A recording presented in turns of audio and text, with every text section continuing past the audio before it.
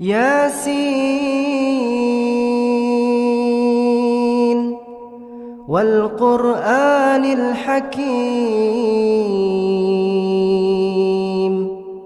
إنك لمن المرسلين على صراط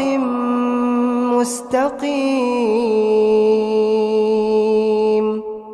تنزيل العزيز الرحيم